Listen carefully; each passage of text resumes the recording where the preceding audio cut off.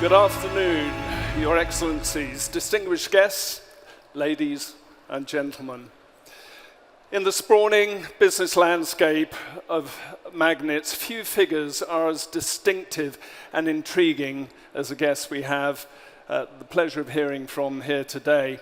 With a career that has spanned decades and industries, he has carved out a unique path to success, blending a background in electronics with a flair for commercial property ventures and a few off-road items, including football, amongst others we will hopefully hear about. With his signature, no-nonsense attitude and witty comebacks, Lord Sugar has become a household name in the United Kingdom. Born in 1947 in Hackney, London, he emerged from humble beginnings to conquer the business world with his indomitable spirit and shrewd acumen. Lord Sugar, if we can start off with that context, those foundations that built the entrepreneur that you are today, what were those early influences and experiences that lit that touch paper? Well, the most important thing, as far as I was concerned, coming from a very poor background, was to observe my mother and father and the family to see that they actually had a poor existence. And I decided that I had to go and fend for myself. I wasn't going to rely upon anybody else. So that's the first thing that came to mind, is fending for myself and not having to rely upon anybody. And so I did. And I started a business up when I was about 18, selling electrical goods. Because prior to that, I'd worked for an electrical company who didn't pay me enough. So I decided that I would leave them and go and do for myself what I was doing for them. And from acorns, oak trees grow.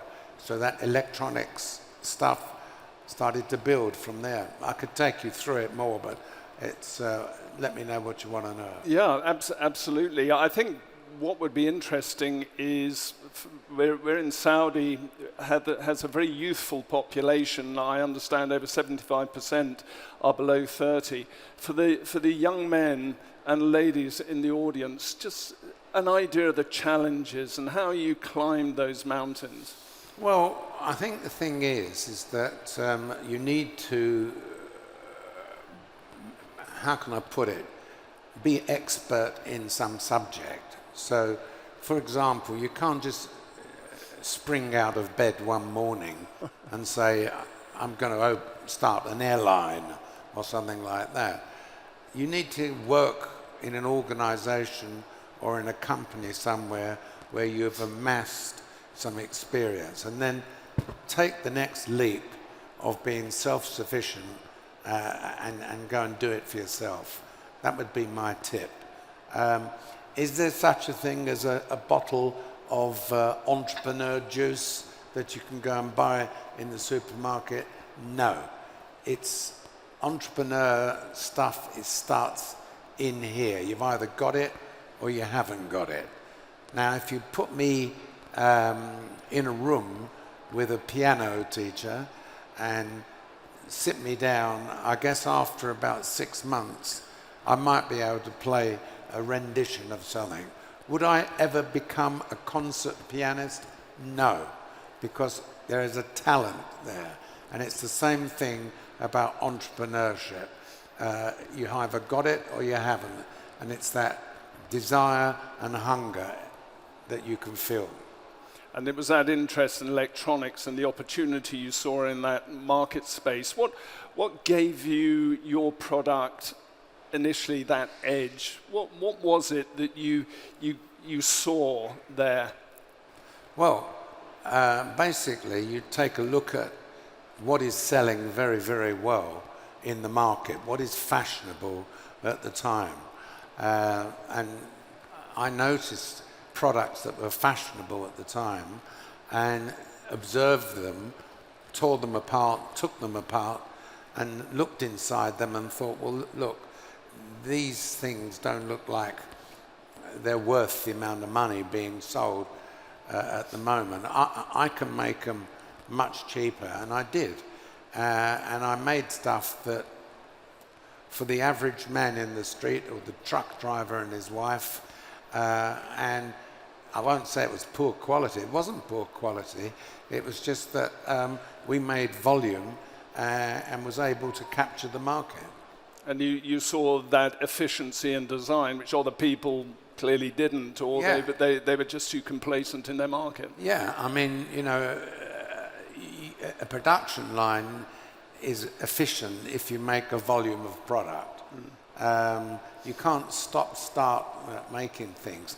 You either have to make a decision that I'm going to make 100,000 of these this month and go ahead and do it, rather than mess around, because quantity makes quality and also gives you a bargaining power with your suppliers. Because your speed to market, once Amstrad got that initial traction, was phenomenal in the way you just captured that market space. And that is a challenge even today with the modern logistics, et cetera, the instant means of transmitting requirements to the Far East, wherever your production, your supply chain reaches. But in those days, you must have been breaking new foundations, territory. Well, it was. I mean, in those days, we were using things called fax machines. Never mind internet. They didn't exist. And so fax machines was my method of communication with my factories. But as time moved on, technology enabled us to design things quicker. Now, move on to today. If you think I moved fast in those days, I could move at the speed of lightning now with the technology that is available. And you can bring products to market much quicker once you've had the idea of them. Because you're still very much in the IT space with your Amscreen ventures, and of course, those have a recognized footprint. Maybe you can talk a little bit to that. Yeah, I mean, once again, we make display screens that are all over London, that are normally in bus shelters. They're in London, they're in France, they're in Italy, they're in Spain, and this was a challenge of condensing a lot of sophisticated electronics into a box. We had to keep it cool. I can't imagine what would happen if they were here in Riyadh outside. I think the metal would melt, let alone the screens. So we make those, and we make the big ones also that you see on the freeways. Because if we look at all the designs, the imagery, the rich imagery we've got here today, a big component of that smart city experience, it sees exactly these kind of screens. So perhaps there may be some synergy here for your teams to bridge those new frontiers. Well, I'm sure that they'll be happy to supply them the screens. That's for sure. The smart city stuff that I've seen here is very, very interesting. It's a very interesting concept. Of course, it is a concept, and there's a difference between a concept and a difference between bringing it to fruition, So I've always said to people, I'd like to have a car that runs on water. It's a great concept, isn't it? Yeah, but the problem is you've got to try and bring it to fruition, and you can't. Now, I've seen some of these schemes here, which are beautiful. They're unbelievable. The smart city ones, where a quick observation by me is that whether they've thought through the materials that they need to build them, because completely different types of materials. So it may encourage material manufacturers to develop new materials to make those cities possible. But the concept is great, really, because no cars, quick communication between people, driven by the sun, by the wind. It's a great concept. Yeah. So we talked about the technology dimension of your life. Taking a little pivot now into the commercial property, which is perhaps the other side of the equation in smart cities. Getting an understanding of what was that pivotal moment for you, making that change. It's a very good point. A lot of people have asked, because I'm known by most people as the electronics man, the computer man. Yes. Throughout Europe. The thing is that we spoke earlier about being self-sufficient and relying upon yourself. It got to a stage where I was 100% committed to Amstrad and the electronics world, and all of my wealth and everything was involved in that company. Mm-hmm. And at one stage I decided what I would do, because we were a public company, so what I would do is the stock market had a hunger for having a part of the company.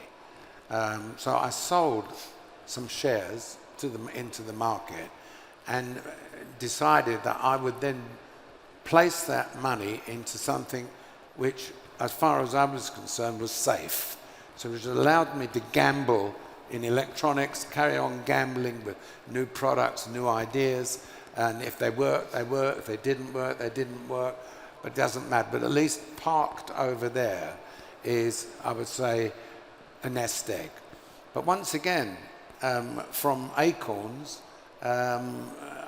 great oak trees grew, because once I got involved in certain real estate, I bought some more, I sold some, bought some more, and in the end, we had a portfolio of paid portfolio. And some iconic buildings too. Yeah, some iconic buildings. But here's the key issue: paid. In other words, didn't owe the banks one penny of close to $1 billion, US dollars. Yeah. I wonder how many property portfolio holders can actually boast that. That is phenomenal when you think about how people leverage property investments. So, yeah, I mean, that's another part of my culture. I don't like to owe banks, and I haven't relied upon banks too much in my business. I suppose it's my nature not to overstretch myself. Absolutely. I sense a passion there and enjoyment. What do you get enjoyment out of? The buying and selling of the properties. Do you get really into that the process, or is it just a transaction? I think the thing is, some of the deals that we've done have been very exciting. We've bought some kind of iconic sites in the heart of London that were somewhat dilapidated, and we turned them into beautiful buildings. I make it sound easy, of course, because it's not easy when you seek in planning consent from so many different people, the council, the fire brigade, the police, the goody-goody mob that want to make sure you're not spoiling the environment, and all that stuff. And one of the buildings took at least 4 years to get through all of those hurdles. Right. But we finally got there. Yeah. Was there anything from your background in electronics that helped inform your approach to property investment? Or it very much a new... Not really. Not really. I mean, one thing has nothing to do with another, really. I mean, no, is the honest answer. So, not everyone has the luxury of investing in commercial property without taking on a degree of debt. What advice would you give somebody just starting off and looking at this? It's always been the same thing. I mean, I can't talk for places like Riyadh or anywhere else, actually. I can only focus on England and London.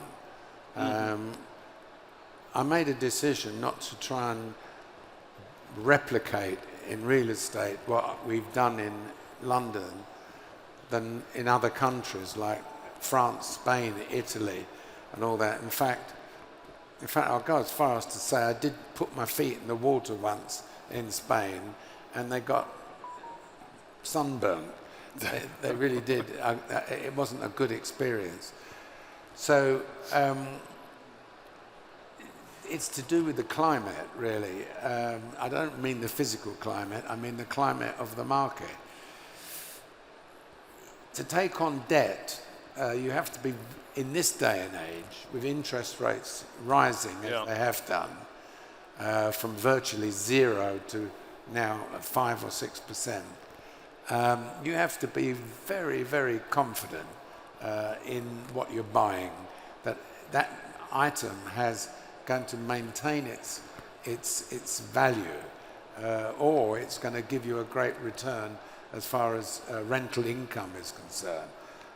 I may not kind of stating the obvious, really, because there was a stage back in 2008, 2007, where literally, you went into a bank and said, I've seen a property over there, and they'd lend you 99% or 95% of the value.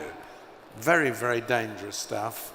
And the banks paid for it in the end, as you know. We hit the negative equity. Yeah, negative equity, and the Irish banks collapsed, the Icelandic banks collapsed and all that. So that's not going to happen anymore.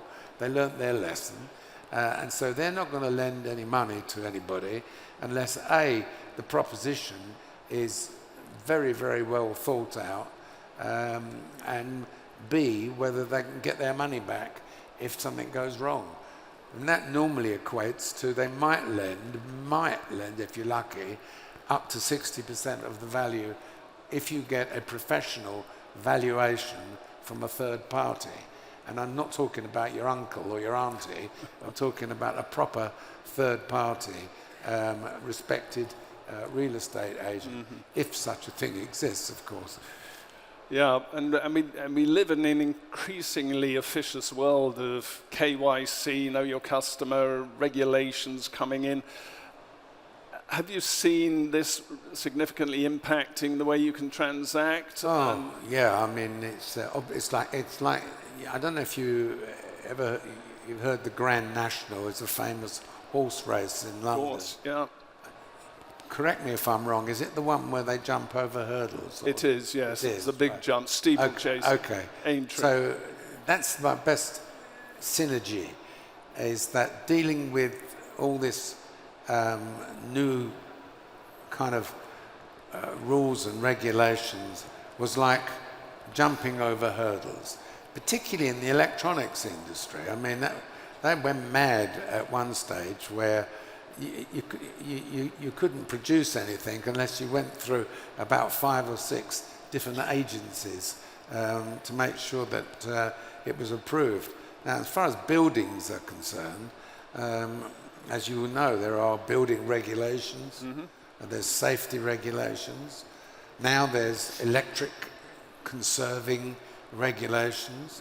So before you offer a building to a kind of respectable tenant, you have to tick a lot of boxes as to whether it's a green building,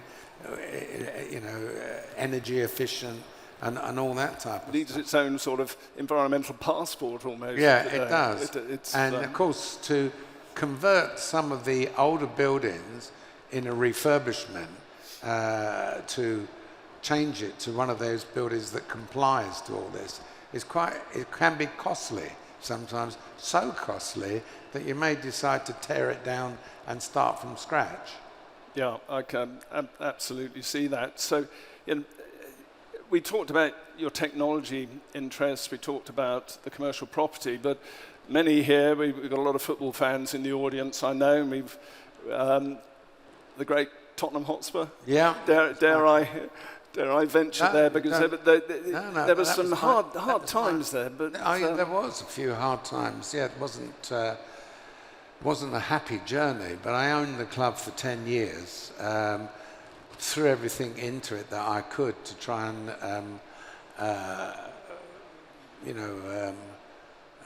make them successful by supporting the manager, by buying players and all that stuff. Yeah. And in the end, I think it kind of drove the family mad with the fans and, attacking, and not physically attacking, but verbally attacking me. It's kind of a hopeless task, really. So I noticed that from this region of the world, suddenly they've woken up and starting to buy and offer to buy players for amounts of money that I just find mind-boggling. Really can't understand it. And generally speaking, the cost of players and players' wages and all that stuff is ridiculous. For a businessman like yourself, it must feel like it's defying economic gravity, just the way they try to still operate and call themselves businesses? Well, they're not businesses, you see. This is it. This is the point. I mean, you made the fatal error of calling a football club a business. The fans would pillar you. They would kill you if you called it a business. But you try to run it like a business and do sensible things like not get into debt and all that stuff, which is what I did. I rescued Tottenham Hotspur from bankruptcy, near bankruptcy. Yeah. The fans were thankful for about half an hour. And then on came the onslaught of what you're going to do, how we're going to win, how we're going to win the league, how we're going to win in Europe, how we're going to do this and how we're going to do that. But you survived, and I believe, if I got it right, you actually walked away with a profit. So. Oh yeah. I sold it to the current owners for quite a lot of money, for about, at least nearly 10 times more than what I invested in it. So the canny businessman's still there, even with almost a passion purchase, would you call it? Or? Yeah. Time management, information management, how do you handle all these demands on your time? What's the magic formula for yourself? Personal characteristic, do you use systems, people around you? What is it? Well, I'm one of those people that likes to clear my desk immediately. So one thing that people will tell you, that when they ask me about something in business, they get an answer, boom, normally within a minute, but maximum overnight. So time management is all about, because I've got lots of companies, and I have to overlook all of them, and I spend time with them by having regular board meetings every month to keep up to date. Then I have other managers beneath me that are there to run the businesses, obviously. But you have to factor in time in the day to deal with it. Now, I've always been a kind of like 7 in the morning to 7 at night man, and that's about it. I'm available normally 24/7. My wife doesn't like it, but when I say available, I'm available on things like this, and that's what's made it possible. We run our businesses on phones and computers, and the advent of the internet, for example, has made it much easier. I can be anywhere in the world, including here. Now, just no more than 45 minutes ago, I was just talking to my lawyer in London, who was on a train discussing some issue, which is mind-boggling in itself, really, when you think about it. If you go back to the 80s, you would have never been able to do anything like that. So it's been easier to do things now. So if it wasn't for football clubs, technology companies, growing, booming property empire, you then take on a public-facing role in something like The Apprentice, where you're actually giving back to the very community, the business community and the aspiring youth, some of that experience, yet you are loading on your shoulders yet more.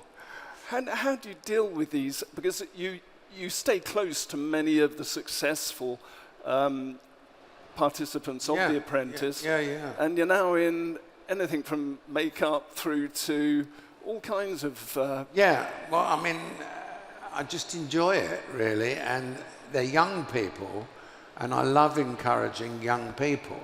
And it's like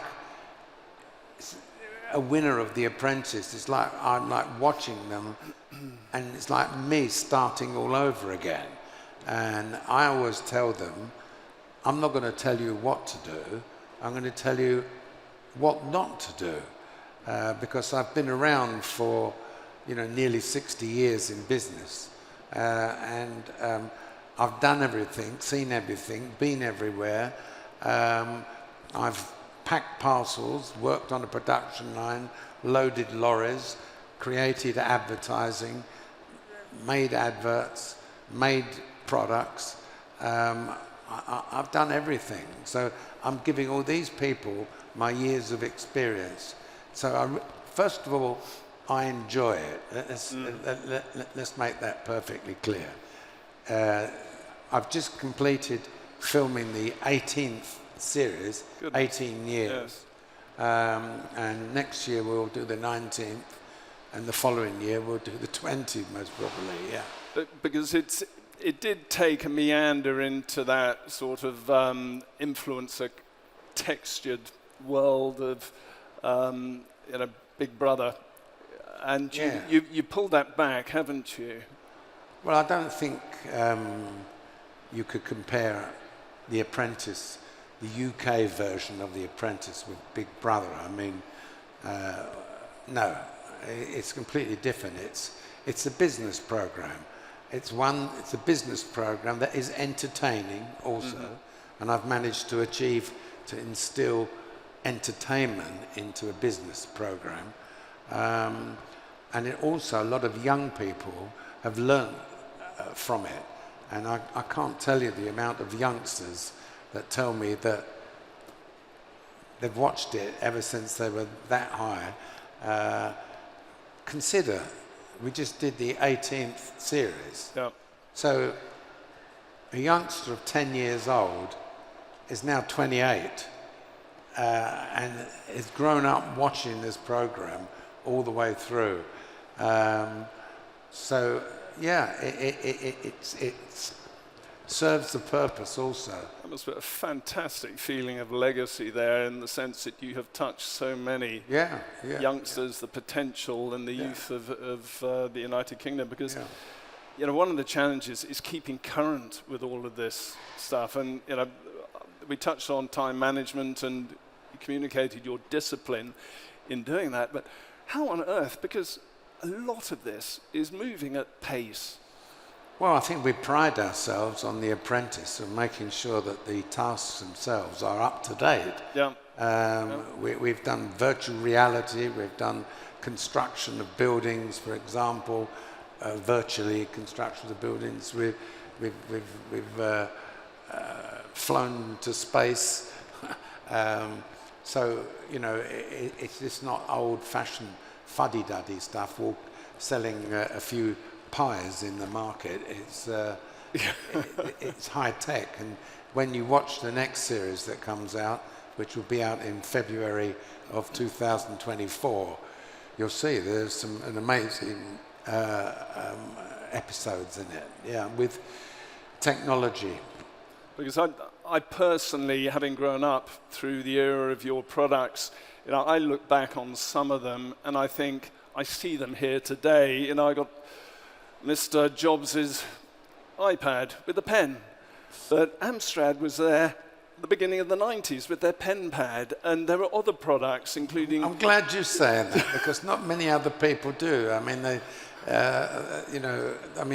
some of the stuff that's going on at the moment, we did it to the maximum of the technology available at the time. The pen pad you're talking about. Yes, pen pad. Was an item where you could touch and write things on the screen with a stylo and all that, and have all.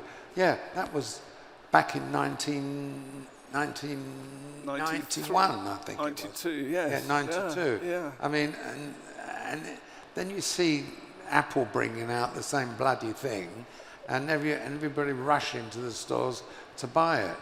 And I was just maybe time warped into the wrong place. But it just shows how on the ball you were and ahead of the game. It's just infrastructure and everything has to catch up. And I think there's a lesson there for what we're seeing in the inspirational visions in the show here, that there's much which I think they're looking beyond, not just immediate horizon, the horizons beyond that, and we actually don't know what the answers are, but we know that technology and the pace of this change is picking up that quickly. Would you concur with that? I agree. I mean, I sometimes wonder if I live long enough as to what's it going to be in 10 years' time, in 20 years' time. I mean, if you look at me personally, right,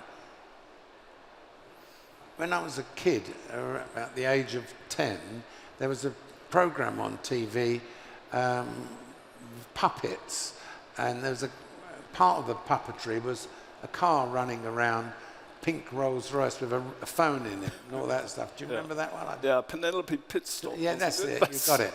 And you think, oh, that's stupid. It's impossible. Never going to happen. And of course, it did. Yeah. There you are. We've got mobile phones. We walk around with mobile phones. We have computers that control things. Your telephone now can control an electronic house, if you like. Flexible screen. Yeah, it can. You can turn your air conditioning on in Florida while you're sitting here in Saudi Arabia. Just taking a little wander into perhaps a critical event horizon that the globe experienced as one over the last few years through COVID. And looking at the impact that is having on commercial properties, on cities, city centres, the way these dynamic spaces are now looking at operating,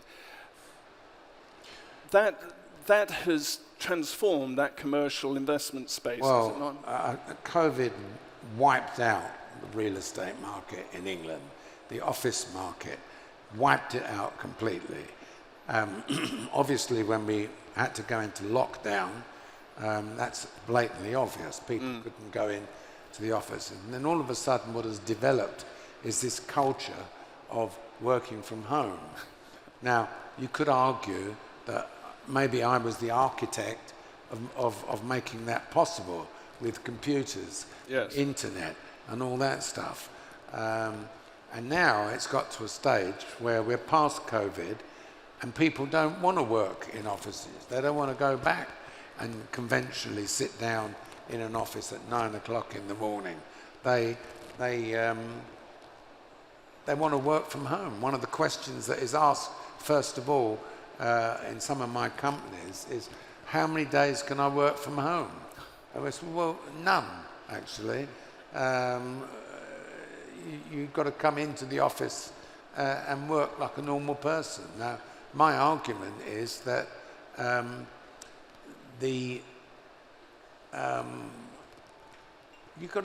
are the young people going to learn if they're sitting at home in their pajamas, communicating with their office, when in fact they gain experience from their colleagues. I know, for example, that you gain experience from your colleagues when you work in an office. And I've seen it with people that worked in my offices. Yeah, we're social beasts, of Yeah. course. And I hate this idea of working from home. Office space in London now is just like derelict, really. Some of the big, tall skyscrapers and all that stuff have hardly got anybody in them. Although they say it's starting to turn around a little bit now, and they're coming back to the office. How are you innovating to address your current portfolio? Because you're clearly impacted by this. Are you taking any particular steps? Well, I mean, we did have to take steps. I mean, we had to, in some cases, renegotiate with the tenants to give them some more favourable terms. But fortunately, and I say this is very, very fortunately, more by luck than judgment, we sold a massive amount of real estate in 2016, 2017. It's as if there was some kind of foresight, which there wasn't. They always say you actually make your own luck, and I think there wasn't. I'm going to tell you that to your now. judgment. It was more than luck than judgment, where we got rid of some massive buildings that if we still had them on our books at the moment, they'd be half the price, half the value of what we sold them for. Yeah. Goodness. So, just taking a view forward, what next for you? This very rich canvas you painted, phenomenal success. Challenges on the way, absolutely, and thank you for your frankness in sharing those. Hugely valuable for people. We've heard you on Twitter talk about reaching out to Hollywood. Are we going to see a film? Me? What was it? The Tetris script writer about exciting movie project that was. I watched that film Tetris, and of course, it was great because it happened in my era in electronics. Okay. There's this guy that had this idea, and it ended up Nintendo came up with the Game Boy, and I saw it all happen. So I thought, what a fantastic story! And I was thinking to myself, could I have a story like that? I don't know. It's all really down to one major milestone in your life, isn't it? It is. What is the major milestone in my life? If you ask me what it was, I will tell you the computer business, right? That was the big milestone, the big success story, being 25% of the European market. That's what we owned. Yeah, it was phenomenal. And as an individual, how do you maintain this energy and this persistence, this presence of a younger man? Absolutely. Do you have a particular fitness regime? Do you do stuff? What is it? Fit mind, fit body. Funny you should say that. On Saturday, I'm going in for a back operation. Oh my God. And that's because, for many, many years, I played a lot of hard tennis and running and jogging and all that, and I cycle a lot. When I'm in America, I would cycle something like 120 miles a week. So I like to keep fit, but unfortunately the body, when invented by whoever you believe in, wasn't made for what I've done to it. So I'm paying the price, and I will be paying the price on Saturday, yeah. Well, hopefully, a swift recovery. We've got the final countdown. Any last words you would like to? Not really. Any young people out there, just make sure that you think it through. Think it through carefully before you take any leap. Remember that, particularly if you're not married yet, when you do get married, you've got responsibility of a family, a house and something like that to look after. Goodness me, we didn't even get time to touch on that family factor in your success, working with your family in that Well, all I support? can say is they're a great lot, and I'm very proud of my sons and daughters and my grandchildren. They've turned out to be very, very similar to me in their thinking. They're down-to-earth thinking. That's wonderful. Your Excellencies, venerable guests, ladies and gentlemen, you know, they say location, location, location is a mantra of real estate. But I believe our venerable guest here today, Lord Sugar, is once again trailblazing. And I would suggest he has defined the mantra for smart cities: innovation, determination, and no hesitation. Ladies and gentlemen, please, can I ask you to put your hands together and thank our guest, Lord Sugar. Okay, thank you. Lord Sugar, thank you. Thank you.